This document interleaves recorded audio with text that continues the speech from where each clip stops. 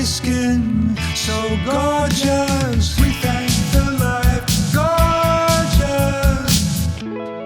Thank the life gorgeous. I love the life gorgeous. Its torso is so tight. The exhale of inner peace, Craigers, Life Gorgeous. It's where I share my magical life in hopes of improving your life. Always a joy to have these guys back. Talented, funny, positive. And they don't work blue. They don't work blue. Nope. Don't have to. Sklar brothers, Jason and Randy. Hello, gentlemen. Craigers, hello. What a joy to be able to speak to you in podcast form after sharing a lovely social dinner with you, which was just a joy of all joys to see you in your quote unquote ordering drinks, having a witty repartee with every person in the place, like a known history. This isn't something you can fabricate, kids. You got to be here to be able to call the guy champ. That's all I'm saying. So I was going to start with the different cities you guys are playing in, but we'll do that in a second. The elephant in the room is we got to break bread in person. It's not Carson's couch. I'm a humble servant, but you got to have dinner with Craigers, and I wanted you to just paint a picture, which you kind of did. Jason, what your thoughts on that dinner? I love the placement of the booth. The attention the staff gave you was what we expected. The food was delicious. Your recommendations were great. Also recommendations from the staff allowing to be like, hey, look, I'm going to tell you guys what you need to try. Right. I'm going to bring a meatball, whether it was asked for or not. That's right. You think we should mention the name of the restaurant? Have we mentioned it yet? Yeah, it's Rayo's Hollywood. It's Rayo's, Hollywood. Not Rouse. Not Rouse. That was a big row that we had with our buddy Jay Larson, great comic, and you very joyfully made a video for us. Again, the generosity of Craig Kilborn. All right, I'm just going to say that wouldn't let us pay. Picked up the tab. Generous beyond belief. Makes a video, knowing full well it's Rayo's, but makes a video on our side to be like it could be Rouse. It was great. What did the guy say? My guy Gabriel, who works there, said it was originally Rouse back in Italy. Gabriel gave us historical precedent to make the legal argument, which I appreciate. So I have a kind of a fun question for you guys. I didn't know if this is, I don't know if this is rude on my part, but I was there. I like to get there first. One of you showed up first, and it was Randy. He said, hi, it's Randy, as if I'm going to now remember. And here's my issue. This is where, tell me if I'm wrong or right. Remember Tony Orlando and Dawn? Of course. If I'm hanging out with Dawn, they're one unit. They're one entity. Right. I'm not finding out which one is Thelma and which one or whatever. Right. If I'm hanging out with Huey Lewis, if I'm hanging out with the news from Huey Lewis, it's one unit. So and plus I'm drinking. I don't want to work that hard. So I just thought of you guys as one unit. I wasn't saying I'm talking to Randy now. I'm talking to Jason now. Right. Is that rude on my part? Treating the Sklar brothers as this one dynamic, fun unit. That is one facet of us, Jay, and I think you can jump in here, being a separate piece. Yeah, I mean, look. As we develop the friendship, as we go deeper, you will understand the differences, the nuances, and you will never see. It's like a magic eye photo, Craig. When you look at it at first, it seems like it's just a bunch of dots. And then as you get to relax your eyes and connect and be more connected, you see the dolphin emerging. You see the Sklar brothers emerging as individuals, and you start to understand who we are. I'll put it in a sports reference. I can never see this. Yeah. I'll put it in a sports context. All right. We all know the Bad Boys were the Detroit Pistons of the late 1980s. But I got news for you. Bill Laimbeer had a 3-point shot. I mean, you could maybe slide a piece of loose leaf notebook paper under his feet as he jumped. He wasn't jumping. It's not a jump shot per se. He's not Ray Allen, but he had a jump shot, whereas Rick Mahorn did not. These are things you find out as you go through it. Right. Rick Mahorn was just a large man's with a but continental shelf of an ass that digging just blocks in people on the out. low post, creating space. And so Uh, once you start to figure that out, you're like, all right, I know this. I know these guys. It's not just the bad boys. There's Mahorn and there's Lambeer, and I can joke with him about this and the other guy about it that. is fun to say I hung out with the Sklar brothers as opposed to I hung out with Randy and Jason.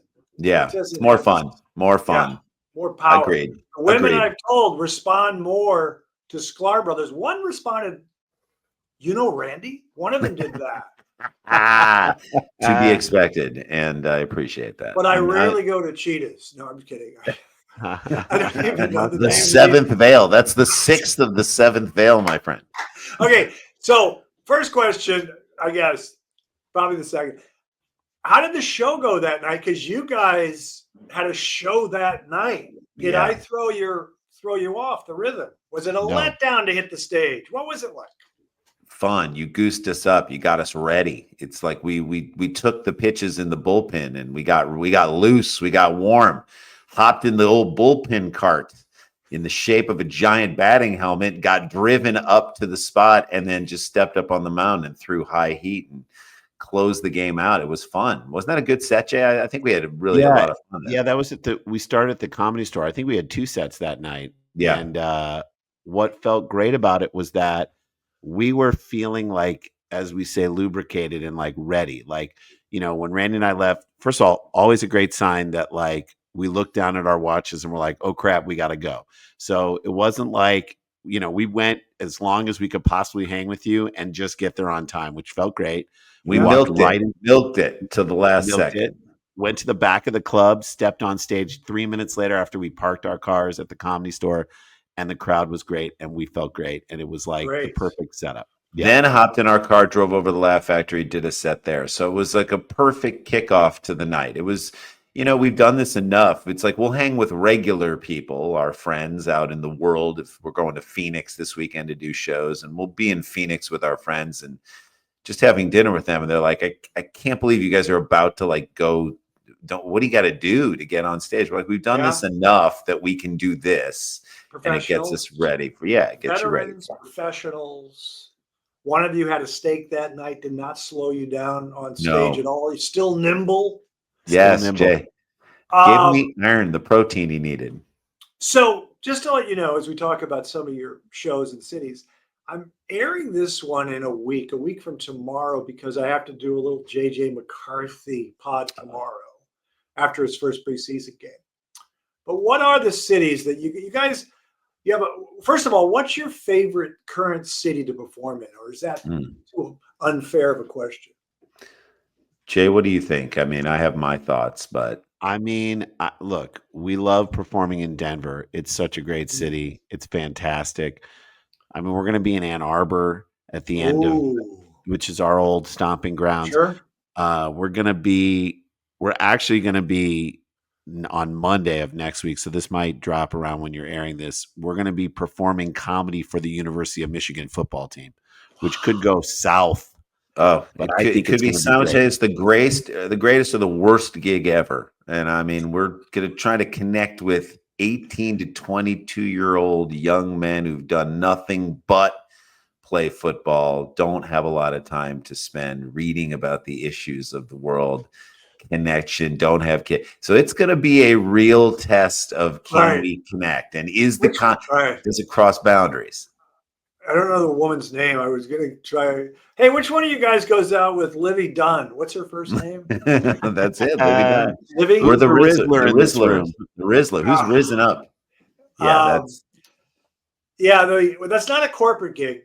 Those are the rough ones sometimes. Those can be rough. I ran into Jimmy Kimmel years ago. I said, how's it going? He goes, I just did a corporate gig for Bill Gates and it was awful. And he was just laughing. That's right. Oh, yeah. All you can do. They're not there for you. Well. Corporate gigs never go well because you either get hired by either the CEO of the company loves you and no one else knows you, or it's their Christmas party. They've been drinking since 5. You step on stage at 9 and everyone's a mess. You're the reason they can't continue to drink. So they're already mad at you. And it's not like Vegas where they're trying to get away from losing money. You're just like, no, these guys are stopping me from hitting on Carol in HR. the thing. I did a few of them and hit and miss, but the one that went well, they hired an outside writer who would Mm-hmm. do inside jokes of Bob Sure. on the third floor. Right. If you're Sure. doing Roast him. jokes, if Kilborn's saying, "How about Bob in his golf game?" Are you? It's, Yeah. wow. Yeah, that one got him. That gets him going because it's like you're paying attention to the intricacies Yeah. of these crazy office ecosystem that has nothing to do with you. But to answer your question, I love Minneapolis. We love performing in Minneapolis. That's a great room there. Acme Comedy Company Yeah. there, Yeah. fantastic room there. Detroit has a great room, Mark Ridley's Comedy Castle, and we performed there when we were going to school in Ann Arbor years ago, and then just got back there the last 2 years to perform there. We love it. We just did some shows in the state of Washington that were just a blast. Did a great theater La up in Jolla Everett. Comedy Store. La Oh, Jolla La Comedy Jolla Store. Comedy Store is Unbelievable. just beautiful trip. You just drive on down and do that. It's just a wonderful space and great room. So the clubs have a lot to do with it too. It's like where you're going and how do they run the place and are they a staple within the town they're in? And if they are, then that tends to be just great. After a good show, you're on the road. After a good show, how do you guys wind down? What do you do? Great question. That is a great question. Gotta have the coldest of beers. Like it's gotta be ice cold and it takes you down. I love to go out with friends who we know in the cities that we go to. Take us out. Let's just do it. We just finished. We just worked, especially on like a Thursday night when you only have one show. If you do 2 Friday, you're going out late. But on a Thursday night, you're like, let's go out. Let's go to the craziest place that exists here, or the place that's really fun, and let's just go have fun. Typically, people will recognize us, and then they're like, what are you doing here? We're like, come see us this weekend. So there's always an opportunity to like rope people out. But you may get material. That's the other great thing is like it's almost like doing the jokes about Bob. You can do jokes about something that you experienced and they know that you were there and they know that you saw it and they know you had, you were in Houston and you went to Nymphas on navigation where at every moment they gave you a side of rice and beans. We pulled up to get our car at the valet and the guy handed me a key and a side of rice and beans. I'm like, I don't need it anymore. We've already eaten. I'm leaving. But anyone who's been there knows, and you kind of, but if you've experienced it and you haven't just heard about it, that to me that's just the best. And that can be like the first 5-10 minutes of our act is telling stories about that. You do, I've seen some of your stuff. You do personalize it for the city you're in. Yeah, we do. Which is we great. do. We did a show for Audible a few years ago called Sklars and Stripes, 10 cities. And we gave ourselves a challenge. Plane lands on Thursday. By Saturday night, can we write 10 minutes of comedy about that city for the locals that makes them laugh, that also can be funny to the general public? Little explanation and then write the jokes. And then it's like learning a mini set of comedy within our comedy. Great challenge. And we did it. And since doing that, it became something that it's a great little sort of like way to connect with the audience early. If you do it right, they're on your side like nobody's business. If you get it wrong, you hear about it a little bit, but it's fun for us because it forces us to experience the city and figure out what's the personality of the city. What are the experiences they're going through? What are their sort of idiosyncrasies? And also what's their best and worst food? What are little options and observations we can make? I think we did 10 minutes on the Como Zoo the last time we were St. Paul Como Park Zoo. Did you say it was the smallest zoo in the United States? What did you say? Tiny zoo. like tiny, and you were like, maybe this shouldn't be a zoo. This feels like it's in someone's backyard. I don't know. Very, very small. I mean, there's a joke was like, you go to the State Zoo and you can see like lions running around. Go to the Como Zoo, you can meet the Minneapolis dentist who shot and killed that lion. Like he's smoking and talking about his divorce. That's funny. And so I think, and we actually went to the Como Park Zoo. It was fantastic. Right. And fun. And people really knew that we went there. So they're like, hey, you guys want to see a squirrel who vapes? He's right over there. We're like, no, wow. We don't want that. Como Zoo. Is that an attraction? When we had dinner, you mentioned, I asked a question. I don't know how it came up, but you guys threw out the first pitch for the Minnesota Twins. That had to be nerve-wracking. Of course, you guys are just goofing off. Yeah, we were goofing around. We did a bit, had to do a bit. Of course, we both threw the pitch. Mascot comes over to us. Got to rope the mascot in. He comes over. He asked to see what's in our pockets. We Famous empty the pockets. Phil Necro moment. We're like, what? But before we threw it, we're like, give us some Vaseline in the clubhouse. Rocco, get us to this, get us that. He gets us all the stuff, and then we of course throw it out, and the mascot throws us out, and then we just go crazy, bump them. That's great. It Crowd was loved it, right? crowd loved it, loved it. mascot Yeah. loved it, twins loved it, and it was just great. I mean, the beauty of that was we talked to our buddy at MLB, Mike Furno, who's just a great guy, just worked there forever, really smart, talented guy, filmmaker himself. We said, we're going to be in Minneapolis. I know it's not the opening night, but the second day. You got anybody throwing out the first pitch? Find out, and we'd love to do it. Promote our shows and whatever. Right. Just do it and experience it. And he called and they said, yeah, of course we'll do it. And so we got there to do it. And the coach, the head coach, asked some of the other coaches, or the guy who was running it, the media guy said, do you know who these guys are? And two of the coaches were in line for our Friday night show, already coming to see us. So those were the guys who we hung out with, and they were a blast, and we threw the ball to them, and it was just fun. I mean, we went to the bump. You got to go to the bump. You can't be throwing this in front of the mound. You got to go to the bump. So have you thrown out a first pitch? I've never thrown out a first pitch, and it's kind of, you don't want it to bounce. That's the big thing, right? No. Right. You don't know Mariah And Carey. the problem is, if I ever did it, just to let you guys know, I was a very good basketball player. Yeah. Oh, yeah. But I kind of, we can't say, I can't say throw like a girl anymore, but throw like a spaz. I didn't do this. I would do this as opposed to the proper way of throwing. I would kind of push it. Shot player. And I threw it the wrong way. So what I would do now, of course, is a Quisenberry, a sidearm. I do a sidearm throw, and we don't know where it's going. I'm sure it's going wide of the catcher, left or right. I mean, one time we threw in St. Louis, and there was an 87-year-old guy taking photos of us throwing out the first pitch. Why they got a guy who was that old? I mean, congratulations. I'm happy he found work later in life.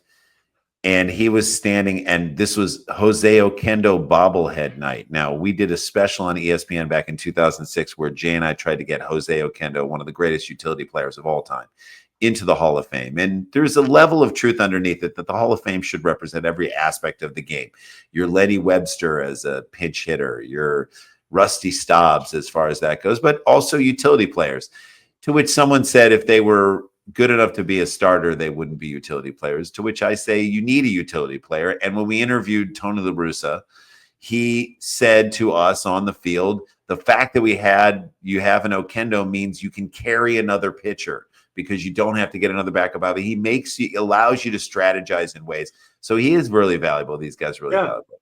So we got close. Best thing we did in the special is we never got him inducted into the Hall of Fame, but we got a homemade plaque that we made hung on the utility closet at the Hall of Fame. So that was good at all of it. Nice. But it was Jose Oquendo bobblehead night years later, and we brought our kids and we came out and we threw it. And I did what you just described. I tried to duck down Quisenberry, Kent Colby style, submarine, Gene Garber. I actually even almost turned around to the other side and then threw it.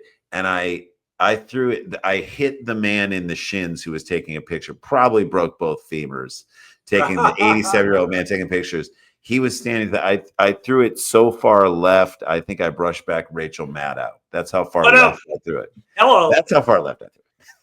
I will say, this is kind of weird. I haven't told the story, but I was asked years ago to the seventh inning stretch lead the song "Take Me Out to the Ball Game" at a Twins game. And I didn't know where it was. I thought it was up in the booth or something. Yeah. And I sing a little off. I have a pretty voice, but I go off key. My brother points that out to me because everyone else in my family is musical. Everyone plays piano and they're all musical. Nice voice, but off key. So if I sing with my brother, I sound great. Right. So I go there, but it's up. I go way up. I think I'm on the second deck, but there's a platform that sticks out so everyone can see me. Oh my! It's like an Evita. It's your Evita moment. Yeah. And I was like, I didn't know this. So I just start doing it. And I swear to God, my left leg is just going crazy, shaking. I couldn't even, it was like it wasn't part of my body. It was like Elvis or something. It just was doing it because I was so nervous. Like, this is a weird, I'm uncomfortable and I'll just Right. do this. Why am I exposed like this? Is my shirt still on? This was Yeah. weird, you know? It is Anyway, pretty amazing. I mean, the trick to that one, and why people screw it up so much at Wrigley Field, is you got to sing the first word or two and then hold the microphone out and let the crowd yeah, fill it in and yeah. come Like back in with Timberlake. a word. No one is expecting you to sing the whole thing, but you get take me out and then let them fill it out, and then you go after that. Here's a fun question because what I do is ask fun questions sometimes. Sure. Yes, sir. On the road, Sklar Brothers performing stand up, hotel, one Hmm. room to save Two money, two rooms. beds, or two separate rooms to keep the superstars away from each other, give the creative space. Which one?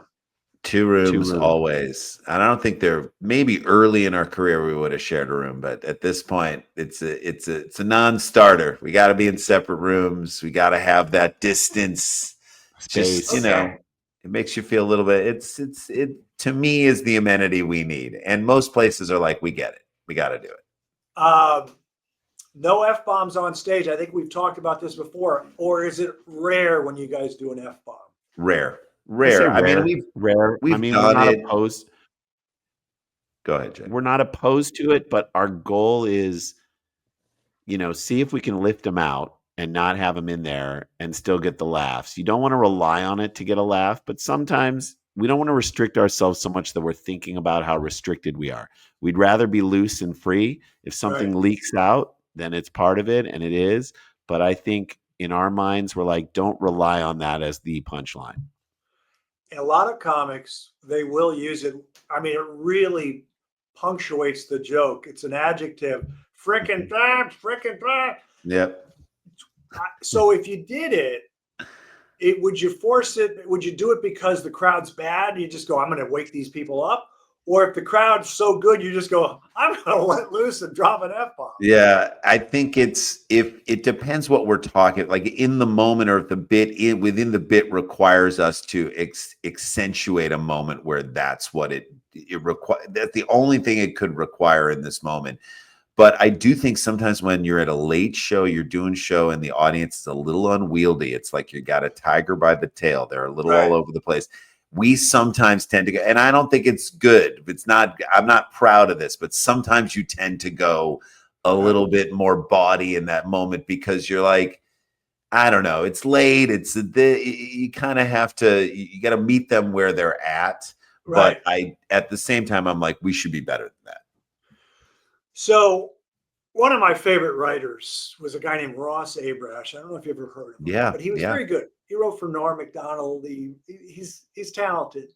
And he used to joke. He goes, it's like shooting fish in a barrel. I can't figure out what you like and don't like on certain things because I didn't like certain words. Yeah. And like I didn't introduce we had actresses that did the vagina monologues. I didn't like, I'd say the V monologues. I just too clinical a word. Yeah, I exactly. prefer mama's silk purse, like a slang term or something. Sure.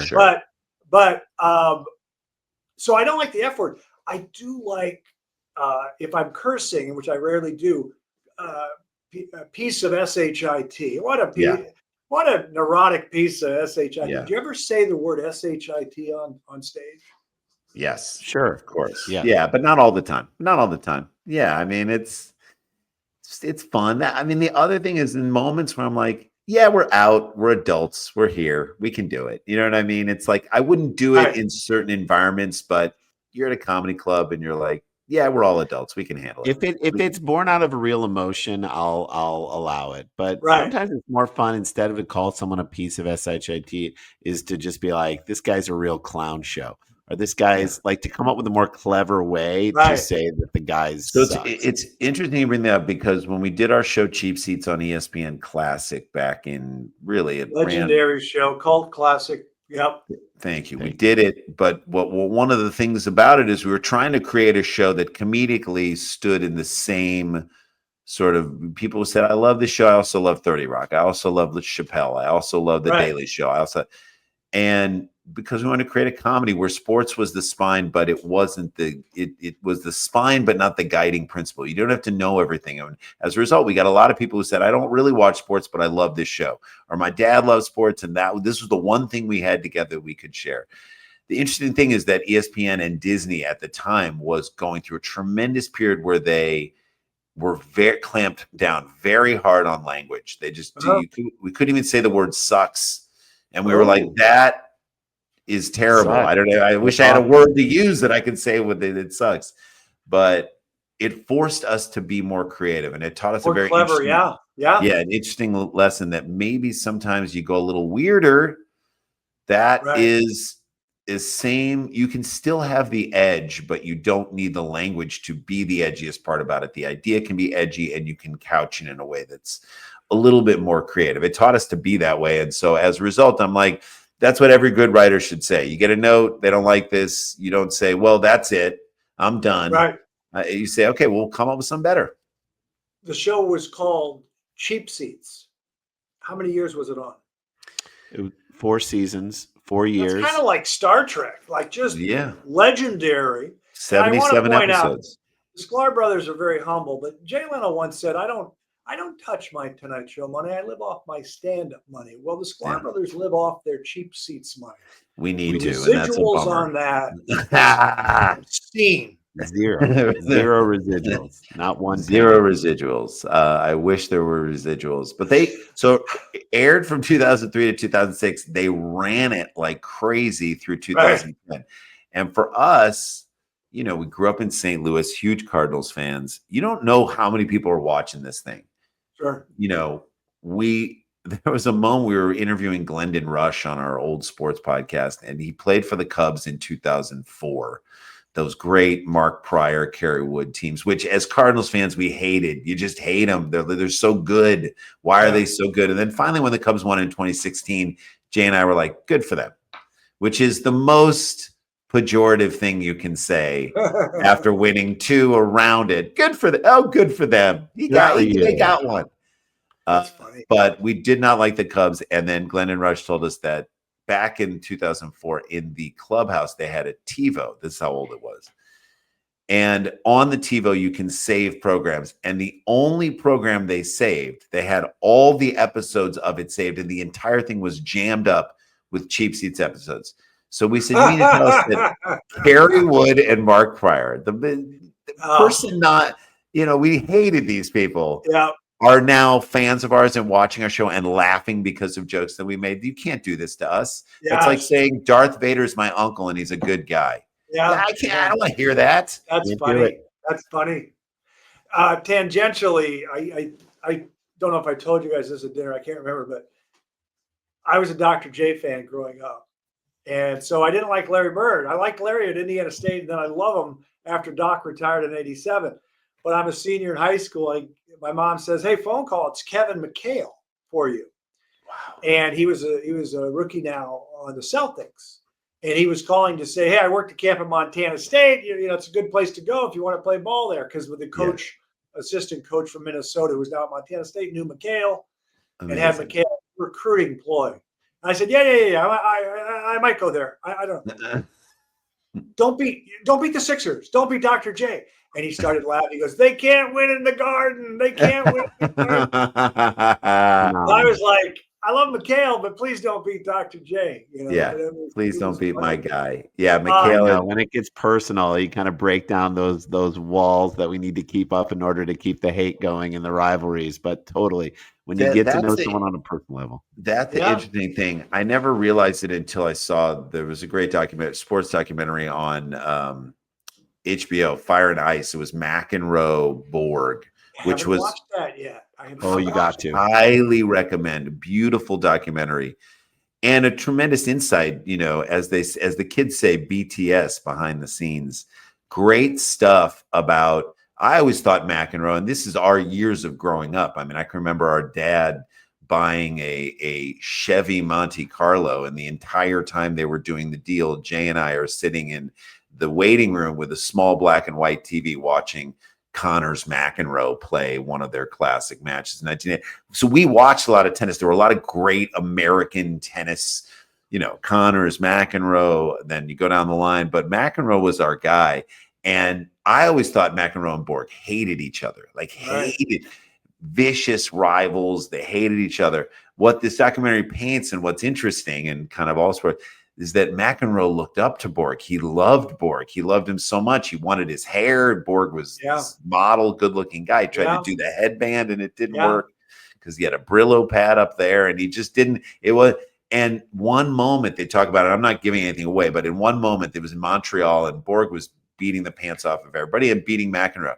And McEnroe goes into one of his fits. He just goes into one of his yelling, throwing the racket, this and that, which we understand too, because as young kids playing sports, we were those kids. You throw the glove, you throw the racket. Right. I was playing tennis the other day. First time I played tennis in probably a year and a half. Didn't even stretch, just raw dogged it straight on out to the court, ready to go, and started playing. I played so bad. I was with adults. These are adults, people who have kids and whatnot. I played so bad. I took the racket and I threw it over the fence. I was so mad. And a guy was walking and I almost hit him. That's how mad I was. So I get the McEnroe. I get this is what he used to fire him up. And Borg says, come here to the net. He says to John, come here. And John this is the way he's describing it. He remembers it like it was yesterday. He's embarrassed. He's like, I can't believe this guy who is my hero. He's going to give me a talking to. Is going to give me a talking to. And Borg just brings him to the net. This is like the Mercedes in Germany or some crazy or maybe it was in Montreal or something. And he says, relax, John. It's just a game. It's just a game. Just relax. It's okay. Because Borg as a kid was one of those fiery kids who his dad said, if you continue to play this way, you're never going to play tennis ever again. So he had the willpower to quit, which is amazing. And he said, relax. And then John comes back. And he was younger than Borg. John relaxes, listens to him because I owe it to him, my hero. And he comes back and he beats him. And Borg is like, I should have never been that nice to him. But it was an amazing moment where you say to yourself, I thought these guys hated each other, but really McEnroe loved him more than anything.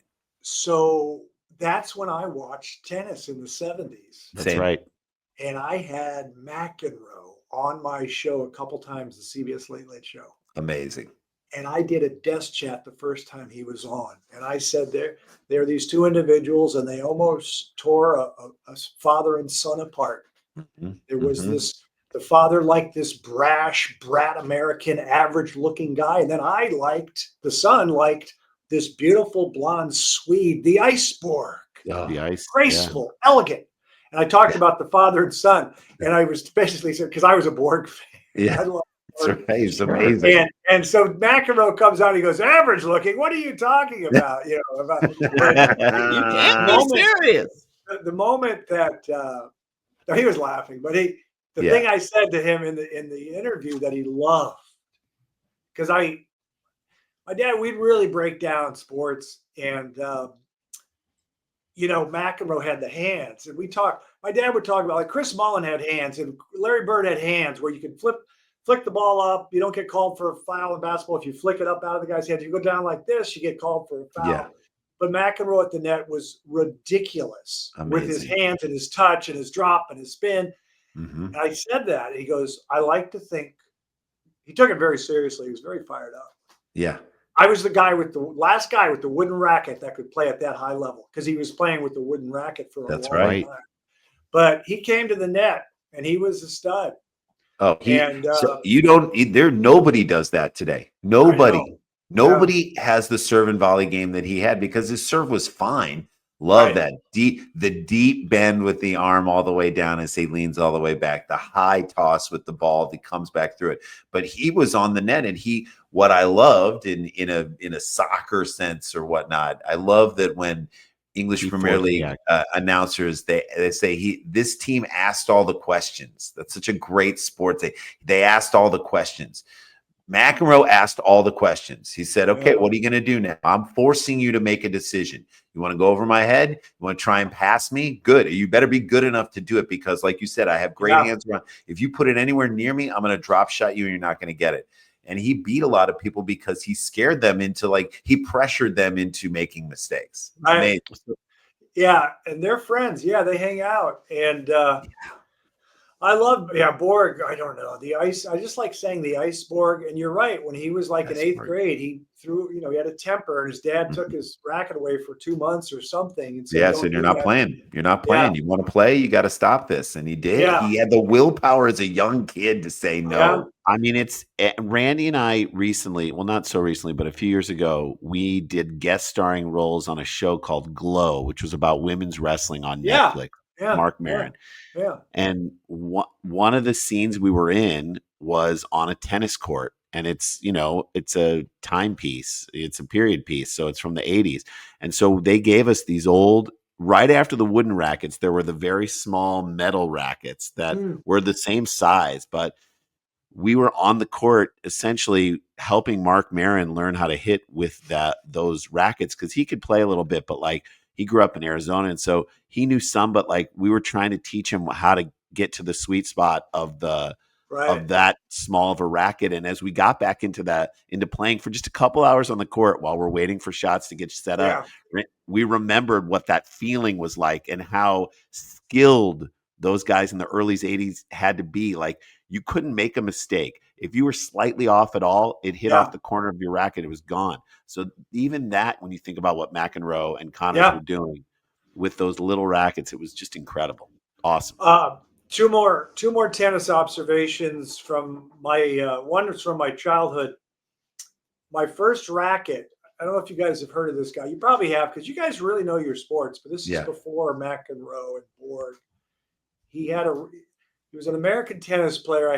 He had a pair of sneakers, and I also had his racket. Stan Smith. Eh, correct. There you Very go. good. Stan Smith. Unbelievable. By the way, Unbelievable. kids still wear the Stan Smiths. I had the Yeah, green. I Kids had the still green and wear white them. Stan yeah. We had those and I loved them. I had a Pancho Gonzalez wooden racket Oh yeah. that I won. I mean, this guy, talk about a wizard around the court, but Right. the And then Chichi Rodriguez of tennis. right. The other one was when I was working in local TV in Salinas, Monterey, and I was out at Pebble Beach, and I was the local sports guy is going to be in play doubles with Jerry Rice. Jerry Rice was in it, Right. and some of the local, and there was a professional tennis player there. I'm going to see if you remember this guy. Fastest serve, lowest toss, like a really low toss, left-handed Okay. guy, Left-handed. American. You ready? Yeah. Roscoe Tanner. Roscoe Tanner. Tanner. He had was the great. really fast serve, and he had the. I said, "Can you do a lower ball toss?" I think I was giving him crap. He barely put it up there. He's sort of, Yeah. Anyway. Straight down. Awesome. Gentlemen, what I like to do, I kind of do quicker pods in the summer because I got so much going on. But I want to go to the Life Gorgeous quiz because I'm kind of excited because I have a lot of questions. Let's get into it.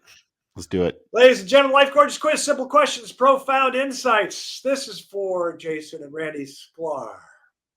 This first question I cannot answer, but I'm going to ask you guys.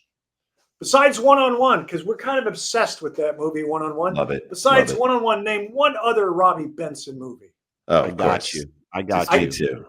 Got I this? mean, as Jews, Jews. got to go with the chosen. Chaim Chaim Potok's Potok. baseball movie about a religious Jew. Oh, did not know. Oh, Oh, the chosen. this is one of the Oh. greatest movies of all time, The Chosen. It's a sports movie too about a Jew, and he plays a little baseball in there, right? Doesn't he? Yes, he does. He does. His son, Chaim Potok, who wrote the movie, his son He wrote the book. He wrote the wrote book. the book, who then it became a movie. His son was the bat mitzvah tutor for my daughter. There you go. There's a connection. The connections. That might be better than Roscoe Tanner. As It's far pretty as good. trivia. Akiva Next question. Potok. Yes. Who's of the two brothers, who's the better cook? Ooh. Ooh, I'm That's a getting good better, question. Ren.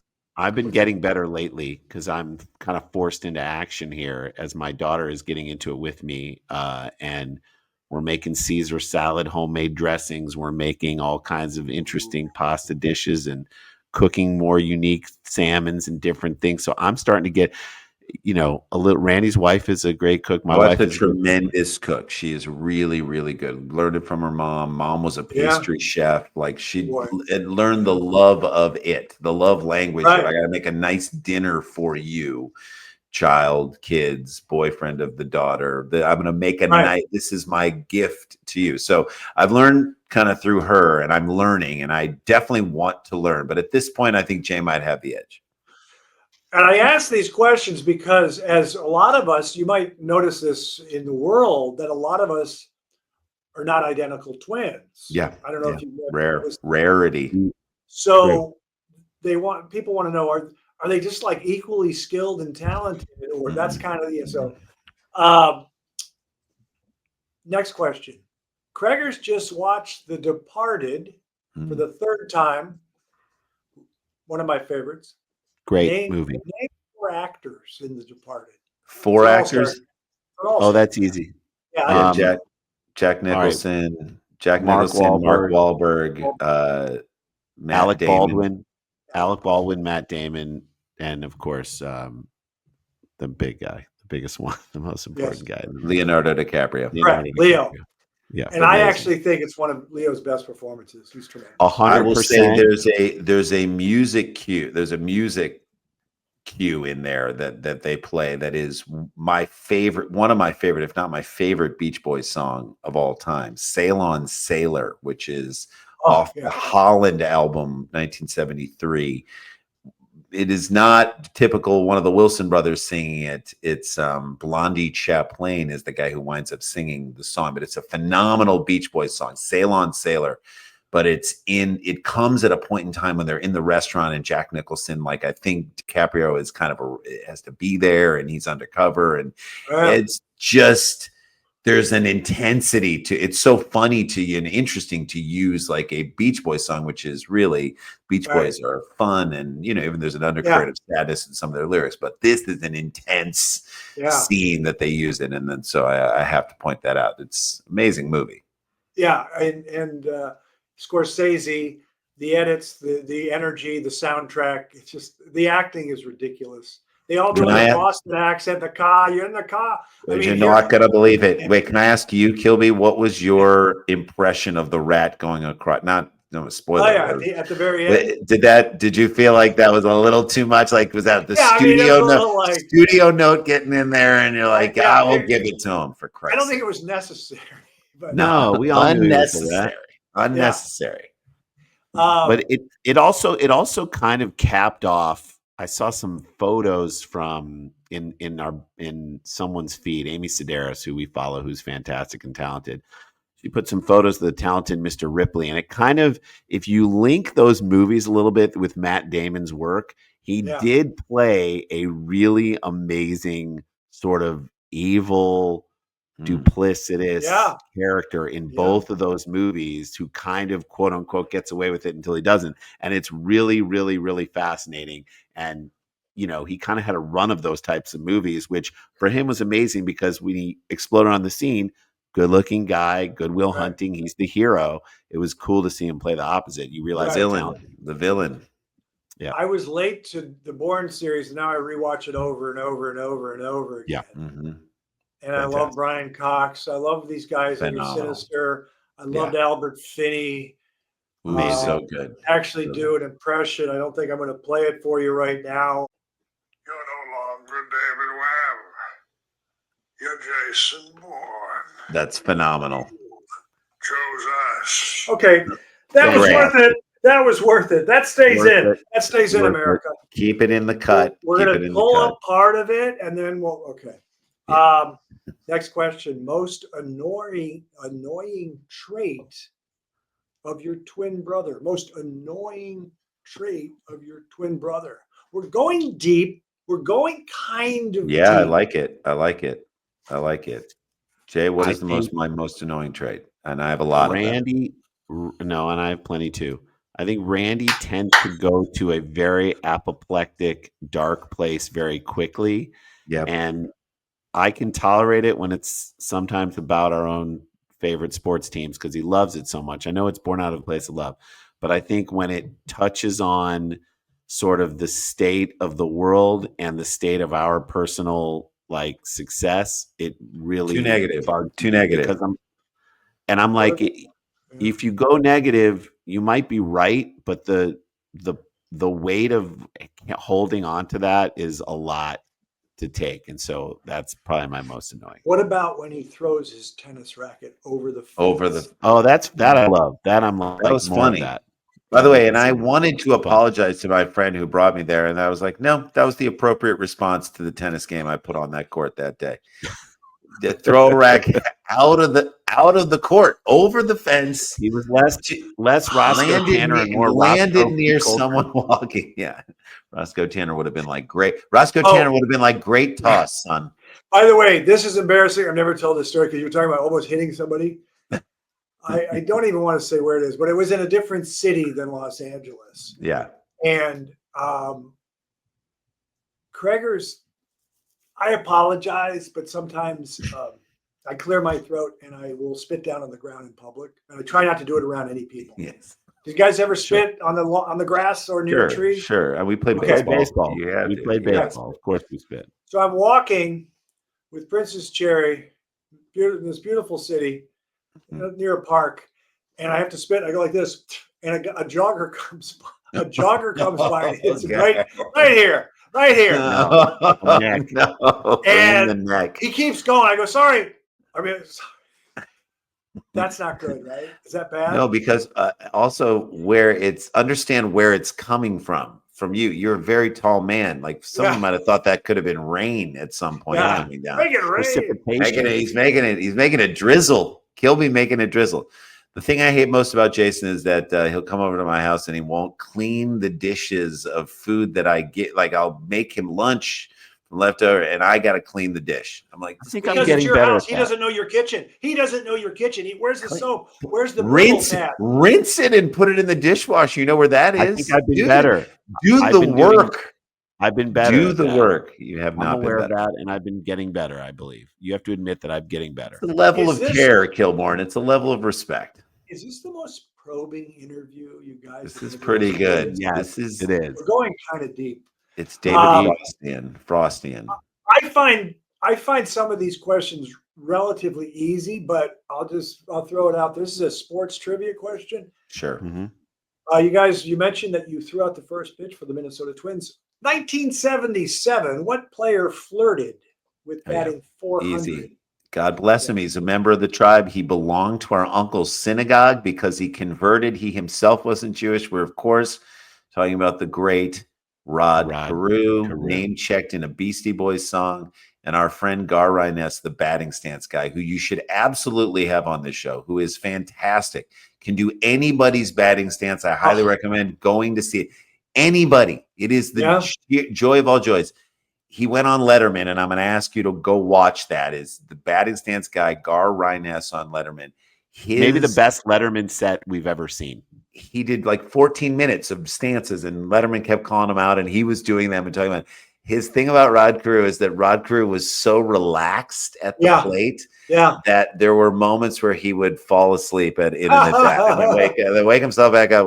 It was so funny. It's so good. But Rod Carew was just amazing.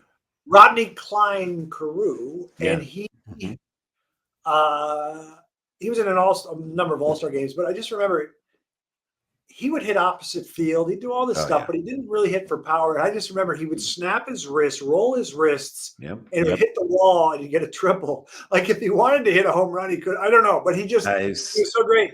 And he was from Panama, and they had these Minnesota Twins commercials growing up. Mm-hmm. And the narrator goes, they show he's moved to first base now towards the end of his career with the Twins. And because he used to play second base, and they show him practicing fielding. Mm-hmm. 7 batting titles, 1 AL MVP, but he wants more. And then Rod goes, "I want that Golden Glove, and I want it bad." And that was I want that Golden Glove, and I want it bad. I want it bad. And that was the commercial, and I loved it as a kid. You're like, "This is great! Yeah, he's gonna get the Gold Glove." And as an adult, you're like, it's badly, but we'll let it go. That's fine. Yeah. It's fine. As an English major, I'm like, it's badly. He had batted 388 that year. I have 3 more questions. 2 of them are fun trivia. One is another deeper probing. Twin personal question. Love it. Who can drink more? Mm. Who can drink more? I'm gonna say Randy because he's more out of control because he I'm a throws little out of rackets. control. I throws rackets. I throw that. Yeah, I think I can drink more than him. I don't I love think getting so. drunk. I don't Yeah, that's love. good. I don't Yeah. love that feeling of getting drunk. I mean, what it is it because 4 martinis for you? Is that the cap for you? If you get like a good, I'm talking about a Hendrix gin. Doesn't have to be that dirty Ooh. martini. I mean, what is that? Starts early. 3 or You know you have a lot of So lead what I time. do, I'm older now. By the way, I was with you guys. I only had wine, and I still was tired where I didn't enunciate clearly. I don't use the word slur. I don't use the word slur. But I don't drink like I used to. I'm so proud of it. And now, I say 1 martini a week.